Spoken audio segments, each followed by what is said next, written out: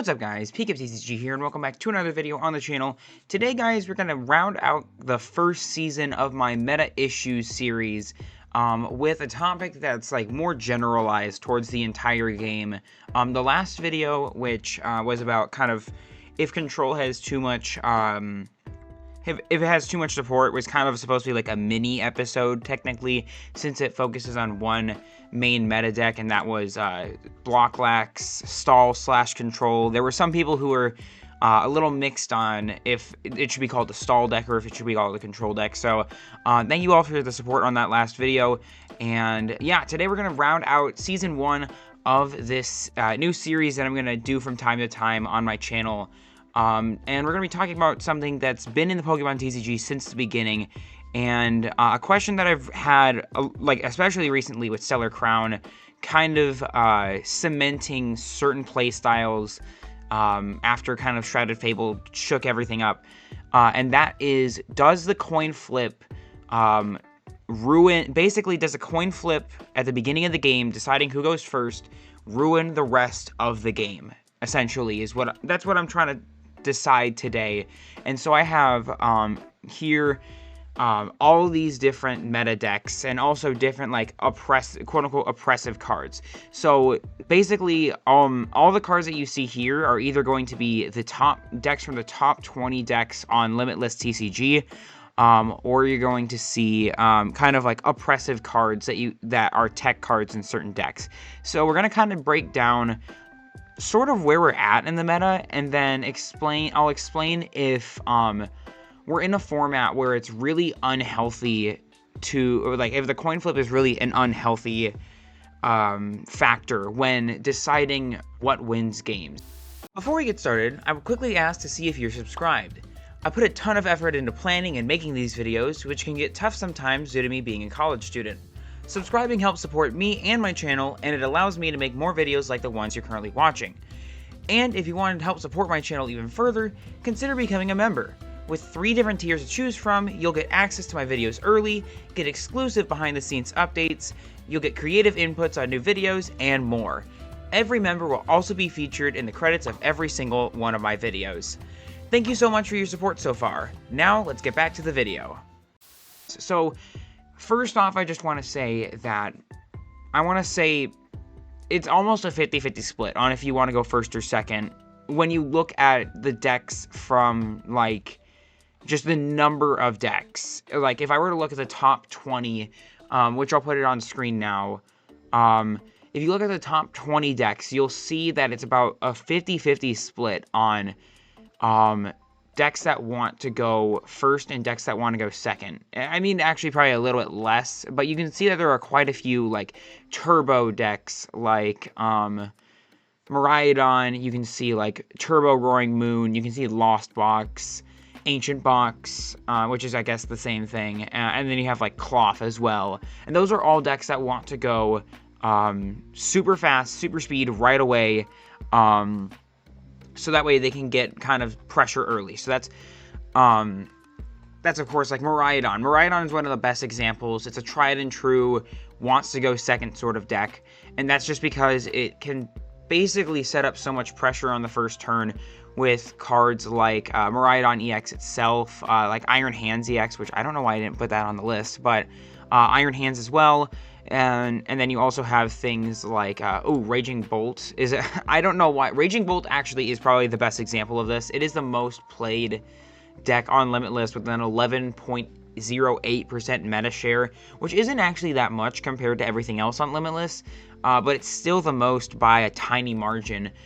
So like, for example, Raging Bolt will almost always want to go second. I've seen some instances where it goes first just to kind of stop the opponent from getting that starting setup, and that's part of the reason of like why I started thinking, hey, should I make a video about this, was because of the fact that some decks basically rely on going first or going second. And part of the strategy that a lot of decks have nowadays is that they can basically, they're comfortable with going either first or second. A good example of this is Charizard EX. Charizard is fine with going first or second because if it goes first, that means it gets to attack first. It means that you can kind of control the board state with cards like Dusknoir, which we'll get to Dusknoir in a little bit because this is a huge issue in the TCG in general, and also a huge factor when it comes to the starting coin flip. And basically, Charizard can go first. I know I've talked about Charizard a ton on my channel before, especially this kind of first or second interaction in quite a few of my gameplay videos. But just a quick summary. Charizard basically is comfortable with going first because it can apply pressure early by evolving first, or it's fine with going second because it can use things like Cleffa, or just kind of sit around with these smaller Pokemon, and they're okay with that because it allows you to use like a supporter like Arven on the first turn and get Buddy Poffins, get all your setup and all that, and then you're okay if you lose like a prize card or two, potentially, depending on the board state, because then Charizard will do more and more damage and basically allow you to one-shot anything going forward, and then you kind of somewhat have control over the rest of the game. So Charizard is one of the best decks that can choose if it wants to go first or second, but other decks like Terapagos EX is one of the best examples. Terapagos EX basically has to go, at least the turbo build. I don't really see anyone playing the Glass Trumpet build, but the turbo version of Terapagos, which is the third most popular deck right now, it has to go first in order to succeed, basically. Like, of course, when I'm talking about, like, if a deck has to go first or second, it doesn't mean, like, if that player loses the coin flip, it doesn't mean that you're immediately just going to lose the game because you had to go second. Like, if I were playing Terapagos and I had to go second, I'm, like, already at a disadvantage, and I'm already not happy about that, and that's quite a big issue on PTCG Live. The coin flip never works in my favor. I always choose tails, and it always chooses heads when I choose tails. So, opponents on PTCG Live, real quick, please stop choosing to go first, okay? I really would just like to, board wipe you on turn 2, and then we can be on our merry day. Sorry. Anyways, Terapagos EX is one of the, Terapagos EX and probably, another deck is a good example, is, Palkia VSTAR. These decks, basically, that are relying on going first because Terapagos can't attack on the first turn going second because of the text on Unified Beatdown. And it also wants to get those evolutions in play, like those Noctowls, your Duskulls, your Pidgeys, get all these Pokemon in place so you can evolve them on turn 2 with very little to no fear. In fact, probably no fear of your opponent being able to, get rid of all those Pokemon right away and take multiple prize cards to start the game. And then you kind of can control the game from there. You have a much better, more comfortable position by being able to go first. There are quite a few other decks here that want to go first, like Regidrago and Lugia V-Star, and that is just purely because they're V-Star decks. Any deck that is a V-Star deck, which is really the only 2 V-Stars that are relevant right now, or I guess the only 3 V-Stars, that are relevant right now are Palkia, Dusknoir, and Lugia. Those are the 3 most relevant V-Stars in the game right now, and they all rely on going first because they have to evolve into their V-Star in order to start using the more powerful effects. For Lugia, we've talked about Lugia a lot on this channel as well, you just basically need to use the Summoning Star ability, and then it unlocks the entire rest of the game for you. But if you don't get your Lugia V-Star out, let's say I went second, and my opponent's playing something like Terapagos. Terapagos is actually a really good example. If Lugia is forced to go second against something like Terapagos, then Terapagos can actually just set their entire board up. They can use a few Noctowls and Pidgeots and whatever, and they can just target down your Lugia V and KO it before it can evolve into a Lugia V-Star. And that's the same thing with Regidrago. Regidrago is another deck that almost requires going first because you want to evolve into that V-Star, and so you want to start hitting with your powerful Dragon-type Pokemon right away. And this goes on the flip side, too, on if Regidrago gets to go first and you're up against Terapagos. I know Terapagos is, my de facto example for, going first right now. And that's just purely because I've been playing it nonstop. And I've grown pretty accustomed to how the deck works. If Regidrago gets to go first against something like Terapagos, it can just use Kyurem and just Trifrost all 3, and can Trifrost basically all your the Terapagos player's support Pokemon before they even have a chance to evolve, and that's 3 prize cards right there. For example, if I were let's say that Regidrago won the coin flip against something like Terrapagos, or even something against like Palkia, then basically you control the game from there on out. What you can do is you can go, you can just Regidrago VSTAR, you have your Teal Mask Ogerpons, you can use Legacy Star if you need extra cards and all that, and then you can just Apex Dragon anything that does spread damage like Dragapult EX or Kyurem, or you can just KO literally anything in the game, almost anything in the game, that can be in play on the first turn with like Giratina VSTAR or whatever. And so Regidrago is one of the decks that is like, it requires you going first in order to be successful. And if it does get to go first, like all of these decks that I'm talking about right now, even Goldango, if Goldango gets to go first even, then they basically have almost total control over the rest of the game just because they won that 50-50 coin flip chance. And you even see with like Palkia too. Palkia runs Dusknoir. Terrapagos runs Dusknoir. I've even seen some crazy Regidrago lists run Dusknoir. And I think we'll talk about Dusknoir real quick before we talk about decks that want to go second. Dusknoir is one of the biggest reasons that players want to go first now in the current format, because Shrouded Fable came along and gave us this ridiculous card, which, yes, I'm still going to sit here and talk about Dusknoir and the problems behind it, as I've kind of become like the person who talks about Dusknoir all the time. Like the Jake Gearhart of the Dusknoir situation, I guess. Dusknoir basically gatekeeps. You've probably heard me say gatekeeper quite a few times in the past, like 4 videos. But Dusknoir basically gatekeeps most decks. Because if you get to go first, there is out of the top 20 decks. Let's see. I'm just gonna go down the list real quick. 1, 2, 3, 4. Not counting duplicates. 4 of the major meta decks. Run, and technically maybe even 5. 5 of the major meta decks that have a combined meta share of, I want to say like 25% or something along the lines of that, run Dusknoir. Which means if your opponent gets their Dusknoir first, then they basically can KO whatever they want, no matter how big the HP is, or they can KO, take multiple prizes, and knock out multiple Pokemon in a turn. Just because of that Curse Blast ability. And then Dusknoir basically, because it's KO'd, your opponent can be like, oh, you're ahead on prize cards? That's crazy. Now I'm going to use all my counter cards, like Iono, set you down to a lower hand. You can't use Unfair Snap, excuse me. But you can use things like Counter Catcher and these other cards that control the game more and put the game so much more in your favor just because of Dusknoir.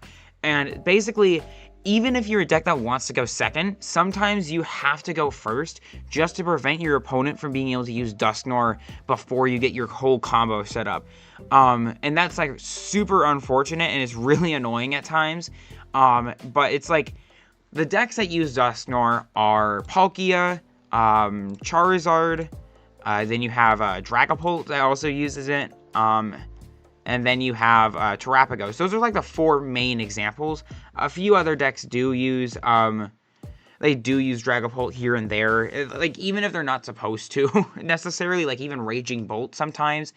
But then you have your decks that want to go like, but like Palkia also has like Radiant Greninja. That's why I threw Radiant Greninja in here, and that also adds more pressure onto the game. But then you have your decks that want to go second. And there's kind of it's a weird sort of situation where decks that want to go first sometimes have a great matchup against decks that want to go second. For example, like we talked about already, Charizard is one of the best decks that is like good against a big sort of like beat stick basic deck like Miraidon, because Charizard essentially by going first or by going second can just kind of keep one-shotting these EXs for 2 prizes every single turn.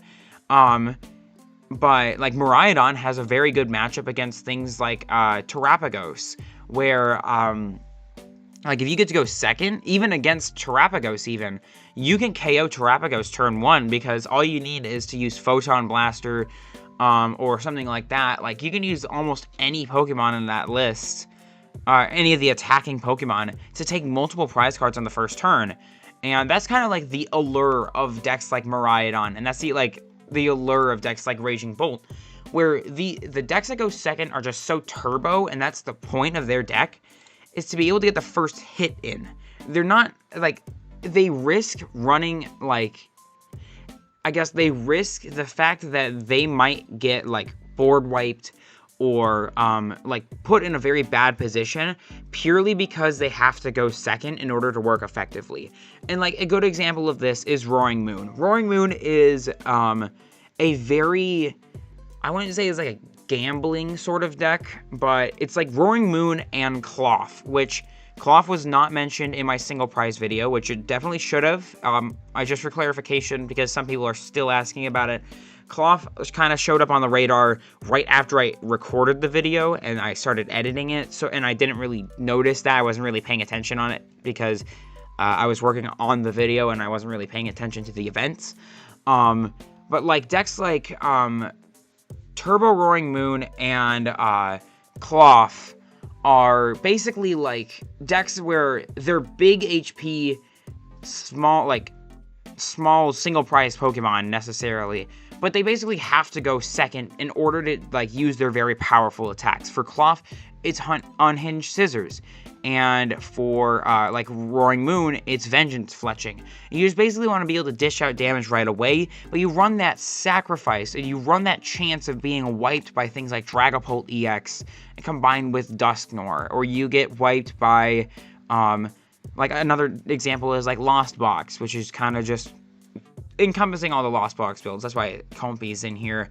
And then you get like wiped by Kyurem and all these other cards like Dusknoir, Kyurem, stuff like that is basically what I'm talking about. And like Gardevoir is another deck that it's like, oh, it's fine if it goes first or second.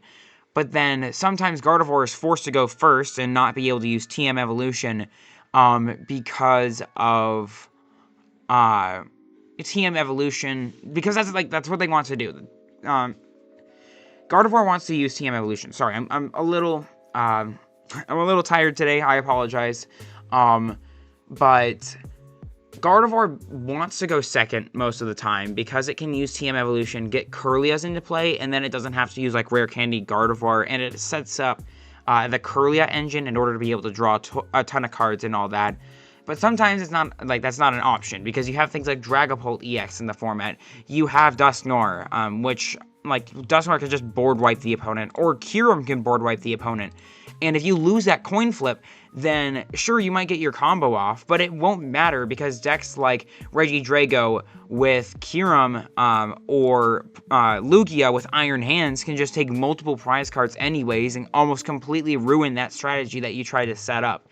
If that makes any sense. Like, I might be repeating myself a little bit here, and I know I do that quite frequently on my channel, but it's like I'm trying to just kind of show why I think really it's leaning more towards like why going first is better in this format, and that happens. Historically in the Pokemon TCG, you have decks all the time. Like, you have formats where it's like, oh, this is a going first format. Like, for example, the ADP GX format, which I made a whole documentary on if you want to learn more about that.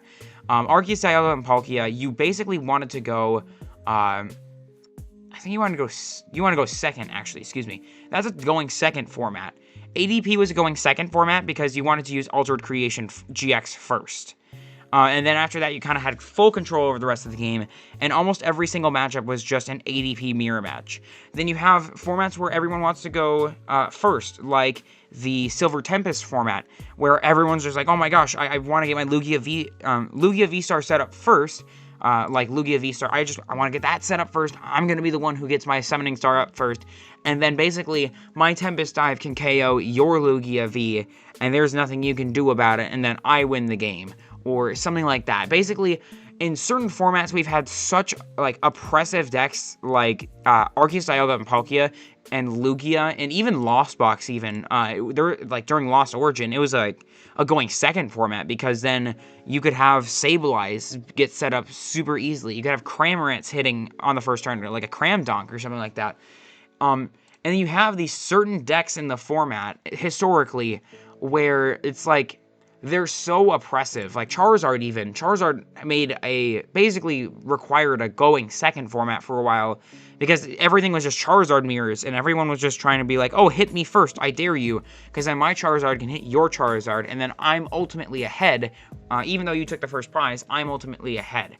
And like, every time, it's a different factor, depending on what deck is like the most powerful and what's the most popular, just because, basically the whole meta warps around it. And right now we're in a format where that doesn't necessarily apply as much.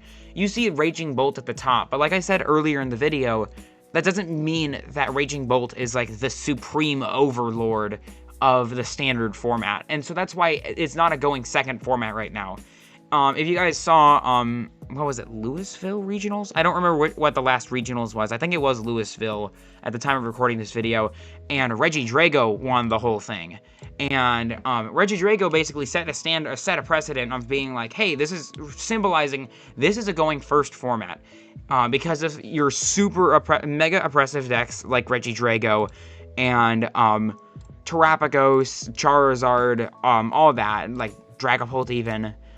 That's just because, yeah, it's just, like, going first creates, with the cards that we have in the format right now, just creates such an oppressive board state for your opponent, but then you have decks that go second that are able to counter that sometimes, like Raging Bolt, can, like, sometimes withstand hits from things that want to go first, and, like, they don't get their setup, and then you're fine with going second, and you're okay with going first because you're denying their setup, or you're just hitting through whatever they want anyways. And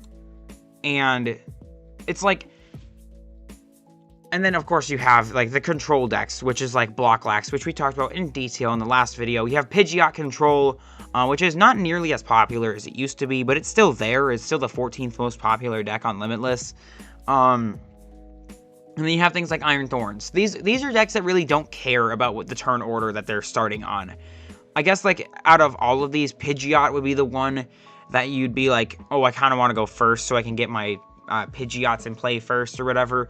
But for the most part, the control and stall archetype necessarily doesn't really care. It's every deck that wants to play the game traditionally that cares. And, of course, like we talked about, there are so many different decks to where there's no definitive, in my opinion, there's no definitive best deck in format. I've seen plenty of tier lists and top 10s and all that, and I totally agree with the statistics. I'm not going to argue against the statistics, but I also think at a gameplay standpoint, rather than a statistical standpoint, we are at a point where you can play so many different decks.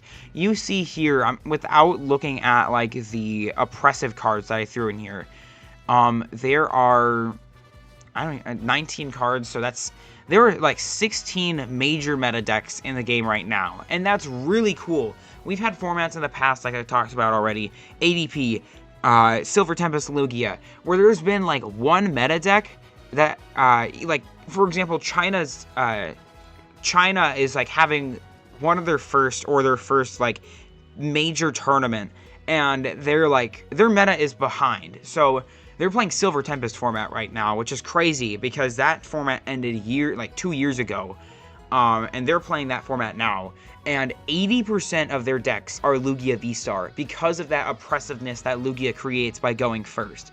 And it's like, we've basically moved past that. Like, Lugia is still, in some people's opinions and some, like, polls and all that, Lugia is the best deck in the format. And I don't exactly agree, and that's only purely because of the fact that Lugia requires to go first. Like, you have to go first if you want to succeed with Lugia. If you get to go first, you basically control the rest of the game. And again, that bricking and, like, stall, like, that sort of stuff, like, I guess not getting what you want hinders your chances of winning, even if you get to go first and all that. But there are just so many decks right now that want to go first, and there are so many decks that want to go second. And right now, ultimately, going first, generally with the meta decks that are available to us right now, the ones that feel like the most powerful and the most oppressive, are the going first decks. But going second decks are still okay. They're still fine. Like Miraidon, even like Cloth, Okie Dokie even is another example of decks that are okay with going second, even because they take the risk of, you know, your opponent might get whatever they want anyways, but you want to get that first hit in, like I said earlier. So, ultimately, I'm going to decide now, is the coin flip ruining the Pokemon TCG competitively right now? It's a 50-50 shot on if you get to... Ultimately, is it a 50-50 shot if you get to win the game or lose the game from the coin flip? No. That's my answer is no, actually, surprisingly. Even though I just spent probably, hold on, let me look at the recording.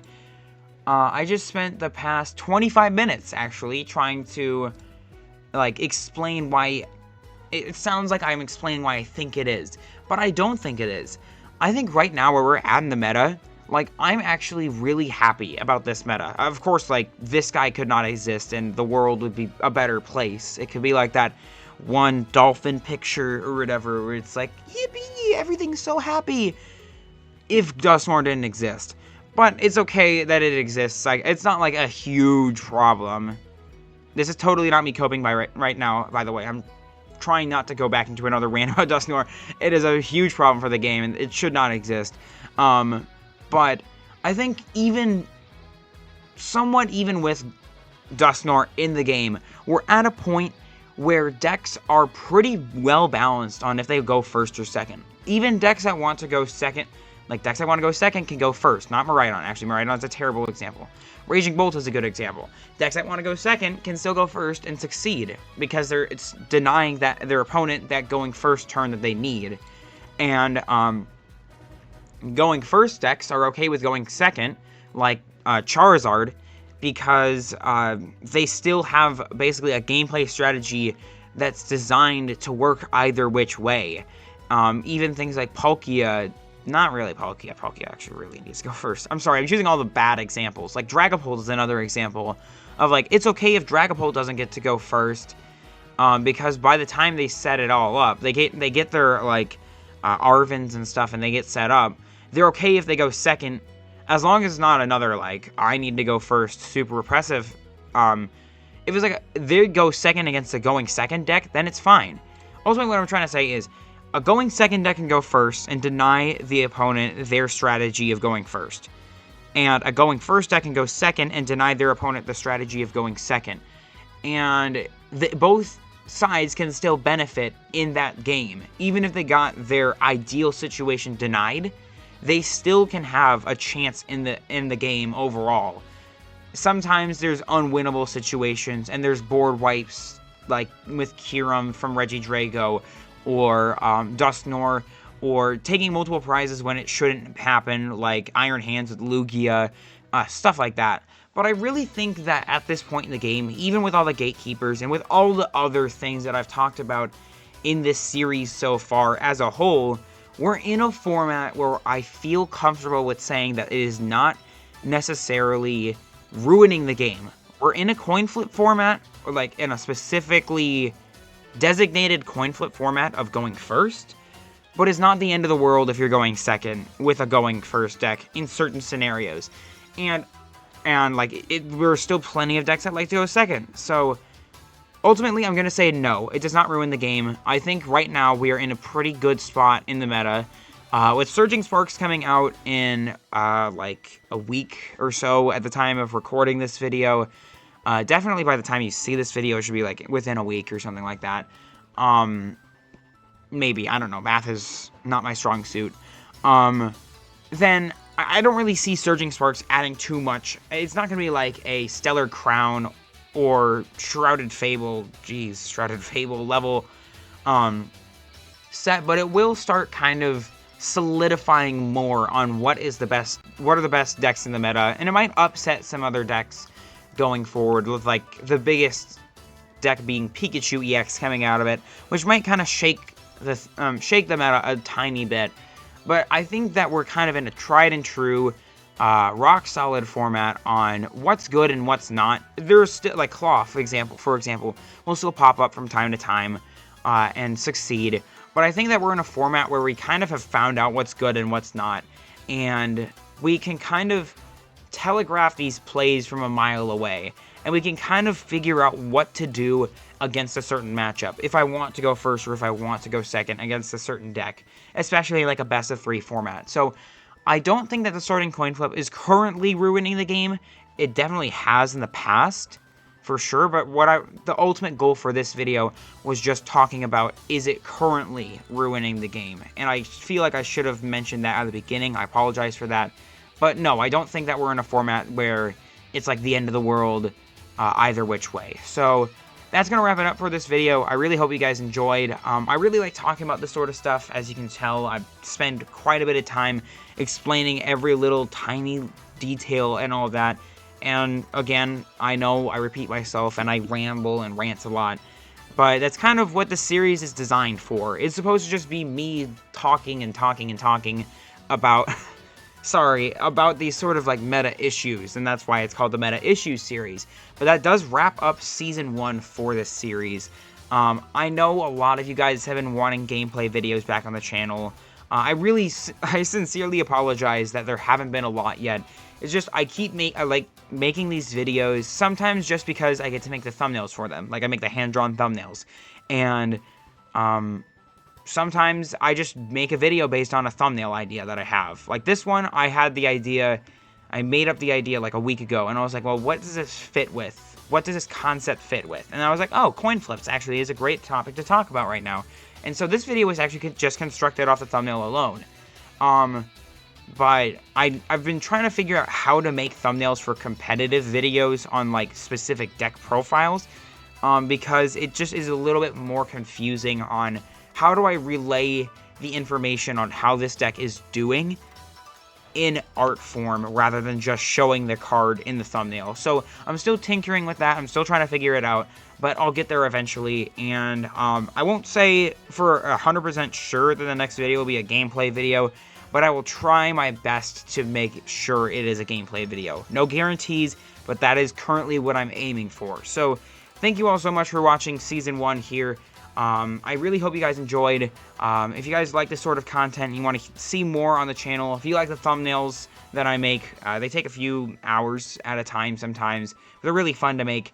Let me know. I really appreciate all the support so far. We're almost at 2,000 subscribers, which is a huge boost.